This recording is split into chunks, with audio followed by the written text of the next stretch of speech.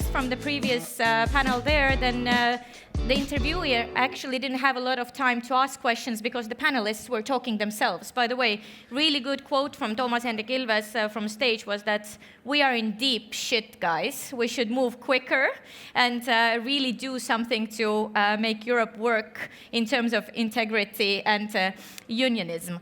But this is not what we're talking about here today. But let's start by introducing yourselves. So what is your background and what are you aiming here at Latitude59 as well, so that we know to catch you? Yeah, well, thank you everybody for coming. I'm super excited to be here. I'm an investment partner at A16Z. I've been at the firm for about 5 years. I invest in AI application companies and enterprise and consumer. The reason why I'm here is because Estonia has been so great to us as a firm.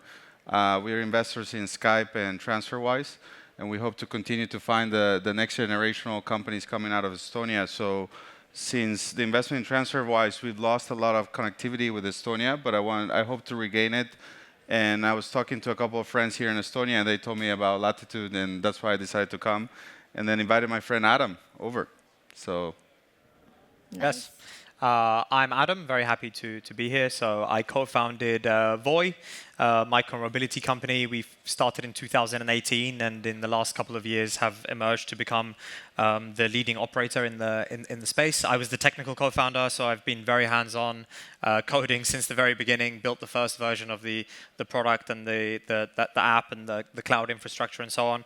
The Nordics is our home. We obviously started in Stockholm. That's where we have our roots, but we have presence all over Europe now in all the major cities. Gabe and his team has been spending a bit of time in the Nordics, of course. We've been looking at things together, and I've had the privilege to be a part of the Scout program as well at A16Z, so that's fun. Nice. Thank you, and welcome to Estonia. We just witnessed the closing of Skype in the beginning of May. That was an important cornerstone for Estonia for the past 15 years. Also actually for Swedish startup ecosystems and Estonian alike, so in the neighborhood here, for catalyzing both ecosystem players, bringing in first investors, of course the founders, the serial founders who we have coming out of there. No doubt that it's influential. But what's different here in this corner of the world that we witness such vibrant activity?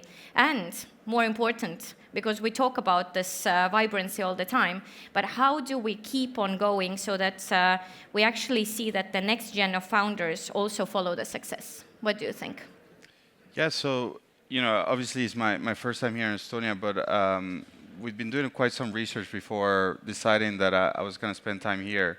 And I think that there are 4 aspects that we thought that was quite special about Estonia, especially when we compare it to other countries around the world. Because for us, we're global investors, and it's very limited when we go spend time in countries outside the US. And what really caught our attention in terms of Estonia is it's a digital-first country. It's very native when it comes to digitalization of the population, even the public services. The population is also very highly educated. But I think that there's 2 dynamics when it comes to technology that I think have been a great catalyst of innovation. One of them is, Estonia is obviously like a small country, so when entrepreneurs start out of Estonia, they have a global mindset. This is not the same in countries like Germany or France that, we see a lot of entrepreneurs building successful companies, but very, very focused in their local economies. And by the time that they want to expand outside, they already have a competitor around the world that has this global mindset. So it's very similar to what we've seen in Israel or out of Sweden. So that really caught our attention. The other is, companies like Skype or TransferWise have created this kind of momentum in the ecosystem where it has enabled this virtuous cycle of people that spin out of these companies to start new companies. They have this mindset of hey, I've seen people in the ecosystem succeed, I can do the same. We also see like a prolific angel base. You know, I was at a breakfast earlier with this Estonian Founder Society, and we saw a lot of amazing angels interested in supporting the next generation of founders. And then the third aspect of this, which makes it easier, is that you can hire talent that have gone through like skill startups, so that experience actually compounds, and it's like a very important ingredient when it comes to building the next generation of successful companies. So I'm actually quite excited for what's coming. I don't know, Adam, if you... Yeah, I can definitely attest to that. When we started Voi in 2018, we had like a very global mindset from day zero, essentially. You know, the plan or ambition was never to build like a small cozy business in the Nordics or just in Sweden, but rather we realized that we need to go really big and really aggressively to the rest of the world and the rest of Europe and all the bigger markets. And I see that mentality in a lot of the founders from this region, that they realize in order to achieve meaningful scale, they need to quickly go outside, right? And it's a completely different playbook when you are operating on your home turf versus when you go outside to a foreign market, right? And so that's a massive proof point. You know, I was actually born and raised in the UK, and I came to Sweden much later on, and only then did I learn about the startup ecosystem in the Nordics. But one thing that stood out to me as well is just like the mentality of the like younger generation of founders, where they start thinking about, you know, building startups and businesses very, very early on. My experience from Stockholm is that like, you know, all the universities have incubators attached to them. There's a lot of like support systems and frameworks to build something, and a lot of incentives. You know, we were incubated out of the incubator at Stockholm School of Economics, and there's also just this like mentality shift, especially in the last couple of years, where people are, you know, going from thinking, you know, I want to be in banking or consulting to I want to start a startup. And then on top of that, you have the support from the previous generation of founders as well. A lot of them angel investing or building communities and just supporting these kind of repeat founders as well. So it's like a circle, as you're saying, right? That from day on, of course, you need to have like this good role model, but then these are becoming role models also to the new gen. For and sure. if you have enough ecosystem players in the market, then this is gonna kind of repeat its loop. Well, let's hope so. Let's hope that we will see the next success. One thing that we've seen too is that sometimes you see this virtual cycle, but then there are aspects that kills it. So that's one of the things that, you know, and usually it's form of regulation that comes in and it stops innovation, and then the best talent starts to flee. Specifically, we've seen this happen in a couple of countries around the world. This is not the case, obviously, here, but it's one of those things that, like, it's really hard to get going, but it's really easy to kill as well. So. And the entrepreneurial culture, right? That the mindset is there, that it's okay to actually become a founder instead of you go and follow your typical career path in big corporations. And it's okay to fail. It's okay to fail as well. Yes, thank you. Adam, let's go into Voi more. Yes. So what I looked up is that you actually have a very beautiful vision, is that building the desirable future of safe and sustainable mobility for cities. Can you say that the future is already here, or what are we missing from that? We are on our way. We definitely have this strong belief that the future of mobility and how people get around in inner cities is going to be on kind of light electric vehicles. We've seen a lot of proof point of that already. You know, we've been operating for 7 years. Consumer demand has been really, really strong every year, and it's only improving. And the user base is expanding, right? So in the beginning, it was very much like, you know, mostly male, aged 24 to like 35 or something. But now that's expanding a lot more female, a lot more of the older and younger generations as well. And one of my favorite things that we see in some of the cities that we operate is that when you have micro-mobility offerings, the use of public transport actually increases. It goes up. So it's never competing with public transport, but rather a very good complement to it. And really, people are just, you know, dropping their car rides and dropping their fossil fuel emitting vehicles and combining walking with micromobility and electric vehicles, and then also public transport. So we're really on our way, but we're still in the very, you know, we're in like minute 3 of a 90-minute game, where there's a very long-term vision here, where we can scale, you know, horizontally with more vehicles. We're scaling up our e-bike fleet now as well, geographically as well, and so we still have a lot to build. What's the biggest obstacle? Is it like the speed of scaling, or is it the mentality, or is it the regulations, what already Gabriel was pointing out as well in the region here? I think it's a combination of things. Like, for any startup, it's really just about finding the model that is repeatable and scalable. And when you find that, you can really accelerate, right? But then, even when you find that, there can still be obstacles. And in our case, very early on, the biggest question mark and the biggest threat was always around the regulation, in terms of, what if a city or a country just chooses to shut you down overnight? But we took that bet very, very early on to be very city focused and have, ask for permission, not ask for forgiveness, like some of our competitors did, and work very closely on the relationship building with the cities, and also ensure that they achieve their goals when it comes to safety and sustainability and parking and clean and good operations. And now we've done that very, very well. And Voi has probably the largest market share of tendered and licensed markets in all of Europe. And so that was a bet we took very early on. Thank you. And I think this is very important perspective, getting friends with actually the municipalities and the government officials instead of leaving them out of the loop, kind of. Yes, absolutely. And that's from early on. And Gabriel, so one of the topics at Latitude59 this year is being bold. And they really bring this out, so we even have a bold stage. And I saw that you also bring this out very early on in your pitches, where you're showcasing about who you invest into. So you invest into bold entrepreneurs, envisioning the future through technology. So what does the future look like in your daily work through the technology lens, which you see the startups coming towards your way? Yeah, no, that's a great question. And yeah, I think one of the main things that we look is when it comes to investment is that we want to invest in the global winner. It doesn't matter where they are located or where they start, but that they have this mindset of just I'm going to destroy everything in my path to win. And that's the DNA of the firm. The firm was founded by Mark Andreessen and Ben Horowitz, and their mentality from the get-go has been, we just want to invest in people that are incredibly aggressive and that has that momentum. I think when it comes to thesis of what's bold right now for us is, we're investors. I'll give an example of a company that we're investors in. It's called Hippocratic. They basically, what they do is that they substitute nurses in the United States. So in the United States, the salaries that they pay to nurses are around $650 billion a year.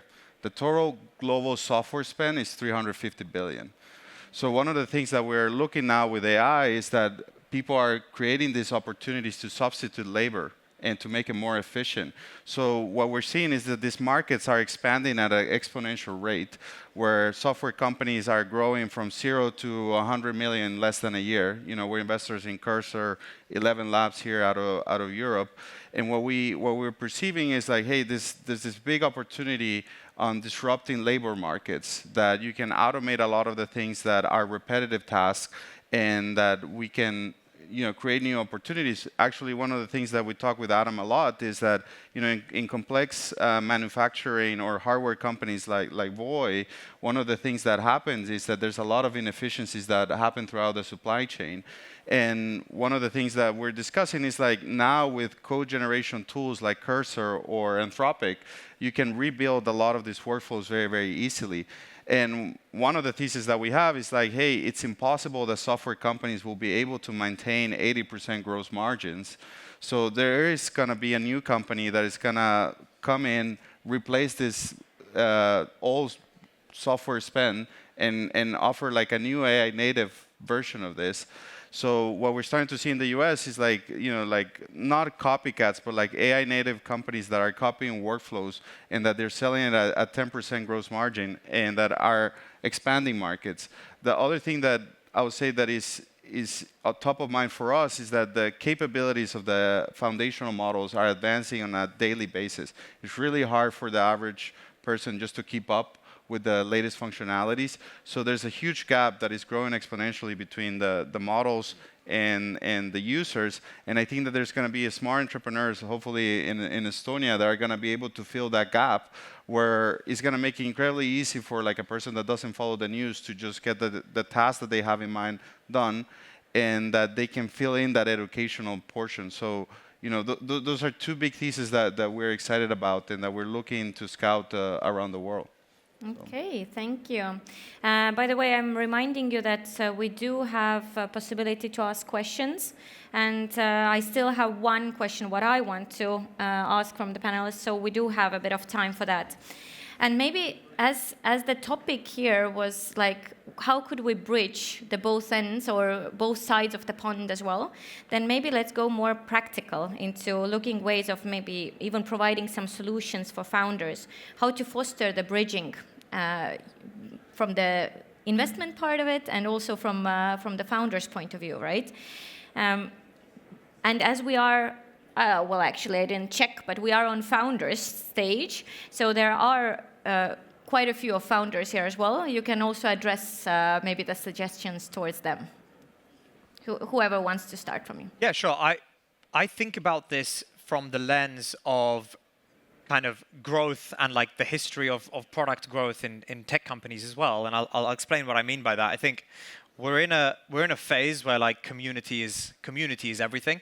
And if you look at the history of some of the growth from the early companies on the internet, it was all about, the first phase was about like, getting everything that's offline to online, right? And that's where we got the Craigslists of the world, the Airbnbs, the Booking, etc. And that's fairly saturated now. And then we moved into some kind of PLG phase where everything was about PLG. It was all about network effects and viral loops, and some of that is still true. But when I look at some of the startups that are growing like insanely fast today, that are also very global and distributed, and a lot of them remote first, then it's all about community. You look at a Midjourney, and like the whole thing was built out of Discord. You look at a Cursor, and I'm a hardcore daily user of Cursor. I'm in like so many Cursor communities on X and on a bunch of different channels, and that community is so globally distributed, and there's so much like knowledge sharing and collaboration and so on. And so I think for both growth in terms of your startup, but also growth in terms of bridging the gap, and being distributed and connecting to the rest of the world, I think it's very clear that like the community-first approach is the way to win. Nice. Yeah, absolutely. I agree with that. I think communities are super important. One thing that I've been starting to do actually in Europe is, and this is something that if people are interested, they can reach out to me on LinkedIn, is that we're starting to sponsor people to come to the US, to San Francisco. I know that there's this perception right now in Europe that people are not welcome, but that is actually not true. And we're trying to help a lot of people to come to the US, especially to Silicon Valley, because we're starting to see a lot of really young entrepreneurs coming out of Europe, that when they spend time in Silicon Valley, they get that mindset of like anything can be done. And the way that we do it is that we place them at hacker houses. This is like a popular concept in San Francisco right now. And there's hacker houses just from European founders. And what they do is that they spend time, and then they get to the sense of the velocity. Because I think one of the things that we talked with Adam is that one of the virtuous things that Silicon Valley has is that the velocity of the ideas travels incredibly fast, and that feedback loop is very, very tight. Therefore, you get a lot of like the concentration of the talent happening. And this is not saying that this cannot be replicated around the world, but I think that definitely Silicon Valley has one of the highest density when it comes to sharing of knowledge. So one of the things that we do is bring people to Silicon Valley, help them see, and kind of continue to foster that community, which is building the relationships in Silicon Valley, so that when you come back to Europe, you still have that bridge and collaboration, because I think that's going to be important as we continue to build in the next generational companies. Very good, very practical things, and I think that actually the panelists with the panel with Thomas Henrik Inlevs actually mentioned the same, that we should invite from US the most talented ones to spend time here to make those connections. But we also do have one question coming up. You both mentioned that regulation can make or break a great company.